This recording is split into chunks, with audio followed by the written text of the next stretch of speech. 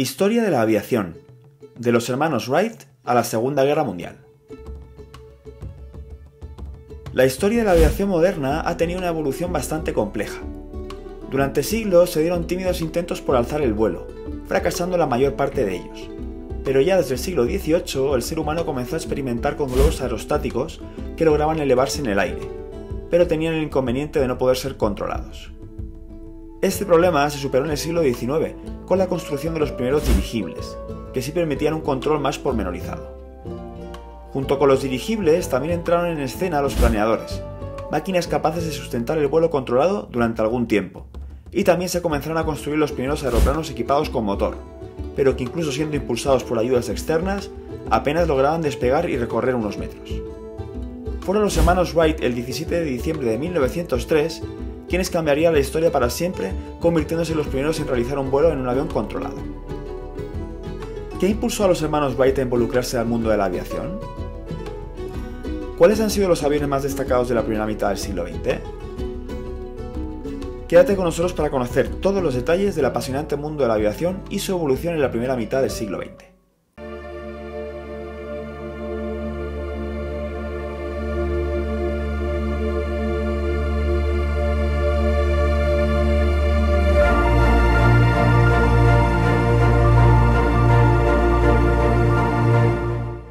Recuerda suscribirte al canal y dar a la campanita para estar atento a los siguientes vídeos.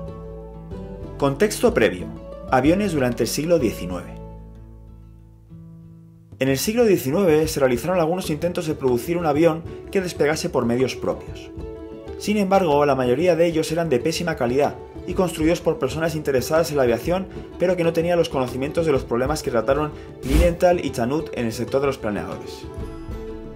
En 1843, William Henson, un inventor inglés, registró la primera patente de una aeronave equipada con motores, hélices y provista de una ala fija, lo que en la actualidad conocemos como avión. Pero el prototipo, construido basándose en los diseños de Henson, no tuvo buenos resultados y se desistió en proseguir con su proyecto. En 1848, su amigo John Stringfellow construyó una pequeña aeronave basada en los diseños de Henson, que tuvo éxito en ciertos aspectos, pudiendo despegar por medios propios, pero lo hacía sin piloto, y podía volar apenas 2 o 3 segundos. En 1890, Clement Ader, un ingeniero francés, construyó un avión al que le llamó Éole, equipado con un motor a vapor.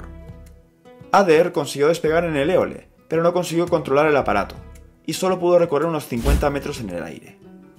Aún así, consideró los resultados satisfactorios, y se planteó construir una aeronave mayor, cuya construcción le llevó 5 años de su vida. Sin embargo, para su desgracia, el nuevo avión denominado Avión 3 era demasiado pesado y nunca fue capaz de despegar. En esa época, Hiram Stevens Maxim, un estadounidense nacionalizado británico, estudió una serie de diseños en Inglaterra y construyó un avión de dimensiones monstruosas para los patrones de la época. Era un biplano de 3.175 kilos y con una envergadura de 32 metros, equipado con 2 motores a vapor, cada uno capaz de generar 180 caballos. Maxim construyó la aeronave para estudiar los problemas básicos de la aerodinámica y la potencia. Otro pionero de la aviación fue Samuel Pierpont Langley, un científico estadounidense que después de una exitosa carrera relacionada con la astronomía, comenzó a estudiar seriamente la aerodinámica en lo que actualmente es la Universidad de Pittsburgh, Estados Unidos. En 1891, Langley publicó Experiments in Aerodynamics, Experimentos en Aerodinámica, donde detallaba sus investigaciones, y es a partir de ahí cuando se dedicó a diseñar y construir aeronaves basadas en sus ideas. El 6 de mayo de 1896, un prototipo construido por él realizó su primer vuelo con éxito. El nombre de la aeronave era Aerodrome No. 5. El avión recorrió aproximadamente 1000 metros a una velocidad de 40 km/h, pero despegaba sin tripulantes. El 7 de octubre y el 8 de diciembre de 1903, Langley, a los mandos del Aeródromo A, intentó hacer que su avión despegara. Realizó sus intentos en un navío sobre el río Potomac y utilizó una catapulta para proporcionar el empuje necesario para el despegue. Pero por desgracia, el avión era muy frágil y en ambos intentos el aeroplano terminó chocándose con el agua justo antes de despegar. El momento de volar con tripulación a bordo, con un avión controlado y más pesado que el aire, tendría que esperar. Primeros vuelos en una aeronave más pesada que el aire, 1900 a 1914. Durante la década de 1890, los hermanos Wilbur y Orville Wright empezaron a interesarse por el mundo de la aviación, especialmente con la idea de fabricar y hacer volar una aeronave más pesada que el aire, que pudiese despegar por medios propios. Siguiendo el consejo de Lilienthal, en el año 1899 empezaron a fabricar planeadores. A finales de siglo comenzaron a realizar sus primeros vuelos con éxito con sus prototipos, en Kitty Hawk, Carolina del Norte, lugar elegido debido a que en esa zona podían encontrar vientos constantes, que soplaban también en una misma dirección, facilitando así los vuelos con planeadores. Después de la realización de varias pruebas y vuelos con planeadores, los Wright decidieron en 1902 ponerse a fabricar un avión más pesado que el aire. Se convirtieron en el primer equipo de diseñadores que realizaron pruebas serias para intentar solucionar problemas aerodinámicos, de control y de potencia que afectaban a todos los aviones fabricados en esa época.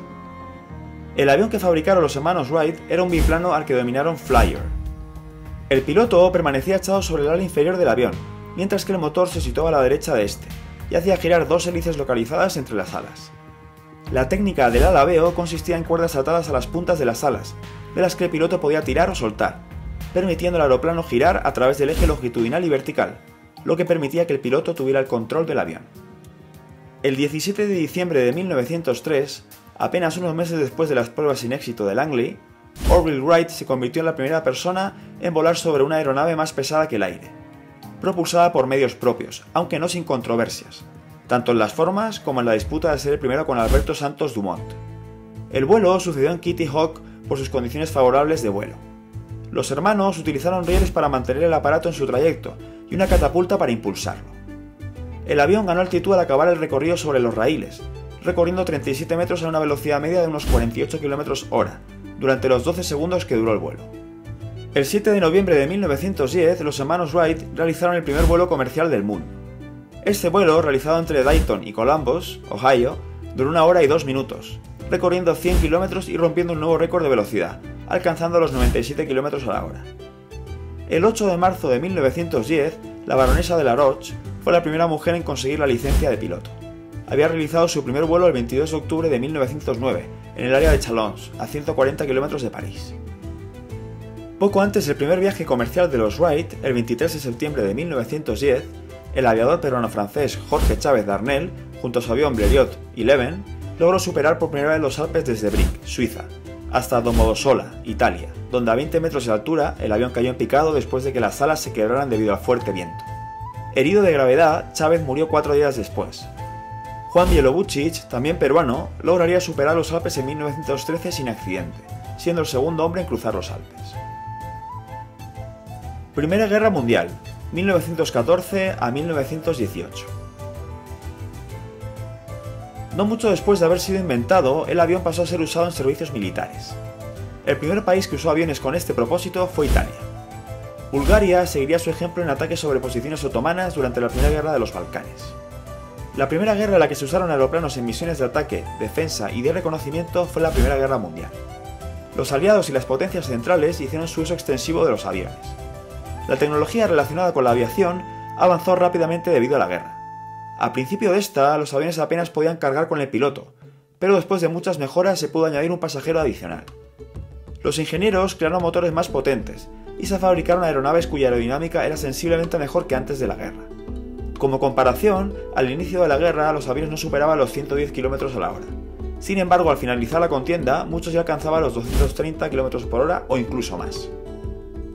Después del comienzo de la guerra, los comandantes militares descubrieron la importancia que tenía el avión como arma de espionaje y reconocimiento, pudiendo fácilmente localizar fuerzas y bases enemigas sin mucho peligro, hasta que se empezó a desarrollar el armamento antiaéreo según iba avanzando la guerra. Este uso de los aviones como arma de espionaje supuso un problema, ya que los aviones de patrulla se encontraban frecuentemente con aviones enemigos. Esto ocasionó que las aeronaves se equiparan con armas de fuego a bordo, para que así pudieran defenderse. Pero a la vez el piloto tenía que controlar el aparato, lo que complicaba la situación. Por lo que algunos aviones contaban con un observador que podía apuntar y disparar una ametralladora que portaba en sus brazos, acción que resultó poco eficaz hasta que se creó la ametralladora sincronizada. Los franceses se esforzarían seriamente en resolver ese problema, y a finales de 1914, Roland Garros, pionero de la aviación francesa, colocó una ametralladora fija al frente de su aeronave, permitiéndole disparar a la vez que controlaba el aparato, gracias a que cubría las hélices con una placa metálica que las blindaba. El 19 de abril de 1915, Garros fue derribado y hecho prisionero por los alemanes, y debido a que su avión no quedó destruido, el ingeniero Anthony Fokker estudió y mejoró el sistema, gracias a un mecanismo que sincronizaba el giro de la hélice con los disparos de la ametralladora, y que acabaría siendo equipado en todos los aviones, por lo que las batallas aéreas entre cazas pasaron a ser muy comunes. Era de oro de la aviación, 1919 a 1939. En el periodo de entreguerras se desarrolló y potenció toda la tecnología relacionada con la aviación, realizándose importantes avances en el diseño de aviones y siendo el momento en el que comenzaron a operar las primeras líneas aéreas. Esta fue una época en la que los aviadores comenzaron a impresionar al mundo con sus hazañas y habilidades. Por otro lado, los aeroplanos empezaron a sustituir la madera por el metal de manera generalizada, y los motores experimentaron un gran incremento de potencia. Una de las principales razones para explicar estos desarrollos fue la entrega de una serie de premios que se otorgaban a los aviadores que conseguían establecer récords de distancia recorrida y de velocidades alcanzadas. Un ejemplo de premio de estas características era el premio Orteig, que premiaba con $25.000 a la primera persona que realizara el trayecto a Nueva York-París o viceversa, sin realizar escalas de ningún tipo. Este premio lo ganó Charles Lindbergh, que en su monoplano de un solo motor, Ryan NIP, un Ryan M2 modificado, bautizado como Spirit of St. Louis, despegó del aeródromo Roosevelt el 20 de mayo de 1927 y tras un vuelo de 33 horas y 32 minutos, aterrizó en el aeropuerto de Le Bourget, cercano a París. En 1919 y durante los años 20, varias líneas aéreas se establecieron por Europa y los Estados Unidos. Estas compañías comenzaron usando aviones que previamente habían tenido un uso militar durante la Primera Guerra Mundial, pero que habían reconvertido para poder transportar carga y pasajeros, y a los cuales se decoraba de una manera elegante por dentro. Aún así, estos aparatos resultaban muy ruidosos y no estaban apropiadamente presurizados ni acondicionados. La Agencia de Correos de Estados Unidos también empleó antiguos aviones militares para transportar correo entre algunas ciudades estadounidenses, hasta el año 1927 en el que dejaron de operar estos vuelos, prefiriendo contratar a líneas aéreas para que realizaran ese servicio. Los correos aéreos tuvieron mucha importancia en el desarrollo de la aviación comercial. En 1929, la tecnología relacionada con los dirigibles avanzó de manera notable, llegando a realizar un Zeppelin el primer viaje alrededor del mundo, a los mandos de Ferdinand von Zeppelin. En esos años, los dirigibles eran usados por numerosas líneas aéreas de Europa, y en los años 30 se iniciaron las primeras rutas transatlánticas, que tuvieron gran éxito. La era de los dirigibles, sin embargo, terminó en 1937, cuando el dirigible Hindenburg sufrió un accidente en Lakehurst, Nueva Jersey, Estados Unidos, en el que murieron 35 personas. El suceso ocurrió debido a que el dirigible estaba lleno de hidrógeno, un gas altamente inflamable. Después de este acontecimiento, se dejaron de usar los dirigibles con fines comerciales. En la década de 1930, muchas líneas aéreas utilizaron hidroaviones que empleaban principalmente en vuelos transoceánicos. Uno de los mayores hidroaviones de la época fue el Dornier 2X, tan grande que necesitaba 12 motores para despegar, 6 en cada ala. Voló por primera vez en 1929, pero no fue demasiado popular. Otro hidroavión, el Boeing 314 Clipper, capaz de transportar 74 pasajeros, sí que resultó popular en esos años. En 1938 realizaron sus primeros vuelos comerciales sobre el Océano Atlántico, pero el desarrollo de aviones cada vez más potentes y de aeropuertos con pistas cada vez más largas hicieron que el uso de hidroaviones con fines comerciales terminase a lo largo de los años 40. En la década de los 30 hubo varias mejoras técnicas que facilitaron la construcción de aviones más grandes, capaces de recorrer distancias mayores y de volar más rápido y a mayor altitud, lo que hizo que se pudiera transportar más carga y a más pasajeros. Los avances en la ciencia de la aerodinámica permitieron que los ingenieros desarrollaran aeronaves cuyo diseño interfiriera lo menos posible en el vuelo del avión. Los equipamientos de control y las cabinas de los aviones también mejorarían de una manera considerable. Además de estos factores, las mejoras en la tecnología de las radiocomunicaciones permitían el uso de equipamientos de este tipo en los aviones, y así los pilotos podían recibir instrucciones de vuelo desde equipos en tierra, y también se podían comunicar pilotos de distintas aeronaves entre sí. Todo esto generó técnicas más precisas de navegación aérea. Por otro lado, el piloto automático también comenzó a usarse en los años 30, lo que permitió a los pilotos tomarse cortos periodos de descanso en vuelos de larga duración. El avión más característico de esta etapa fue el Douglas DC-3, un monoplano bimotor que realizó sus primeros vuelos en 1936. Tenía una capacidad para 21 pasajeros y era capaz de alcanzar una velocidad de crucero de 320 km a la hora. Rápidamente se convirtió en el avión comercial más usado de la época, y es considerado uno de los aeroplanos más importantes que se ha producido en la historia de la aviación. El motor a reacción comenzó a ser desarrollado en Inglaterra y Alemania en estos años. El británico Frank Whittle patentó un diseño de una turbina a reacción en 1930, y desarrolló un motor que podía ser usado para fines prácticos al final de la década. El alemán Hans von Hoyen patentó su versión de motor a reacción en 1936 y comenzó a desarrollar una máquina semejante. Ninguno de ellos sabía del trabajo que desarrollaba el otro, por eso mismo a ambos se les considera como sus inventores. Segunda Guerra Mundial, 1939 a 1945. Los años de la Segunda Guerra Mundial se caracterizaron por un drástico crecimiento de la producción de aviones y por el gran desarrollo de la tecnología relacionada con la aviación. Durante el conflicto se desarrollaron los primeros bombarderos de larga distancia, el primer avión de reacción de uso práctico y el primer caza con reactores. Al inicio de la guerra, los cazas podían alcanzar velocidades máximas de 480 por hora y volar a una altura de 9.000 metros. Al finalizar la guerra, después de todas las investigaciones y desarrollos realizados por ambos bandos, los cazas estaban volando a 640 km a la hora y muchos alcanzaban los 12.000 metros de altura. Los cazas a reacción desarrollados a lo largo del conflicto podían desplazarse todavía más rápido, pero no se usaron hasta el final de la guerra. El primer reactor funcional fue el alemán Heinkel G178, que realizó su primer vuelo en 1939, poco antes de empezar la guerra. Años después, en 1944, el Messerschmitt Me-262 se convirtió en el primer caza a reacción que operó durante la guerra, alcanzando una velocidad máxima de 900 km a la hora. Un prototipo alemán, el Messerschmitt Me-163, era capaz de alcanzar 970 km en vuelos cortos, y sirvió de base para el Messerschmitt Me-163 Comet, el caza más rápido de la guerra, que se empleó en algunas misiones al final de la misma, en 1945. Los alemanes también crearon los primeros misiles balísticos de larga distancia, el V-1 y el V-2.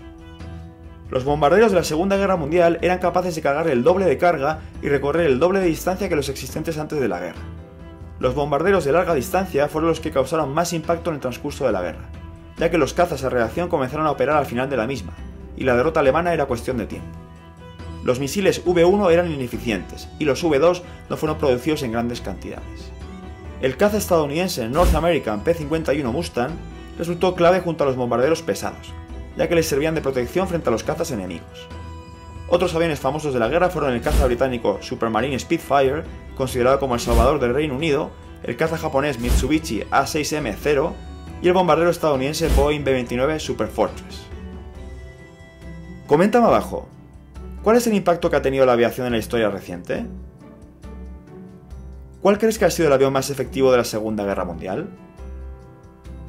Nos encantará saber tu opinión sobre la influencia y el impacto que ha tenido la evolución de la aviación en nuestra historia actual. Como siempre, si te ha gustado el vídeo puedes dejar un like y suscribirte para no perderte datos interesantes y conocer más sobre nuestra particular historia. ¡Hasta la próxima!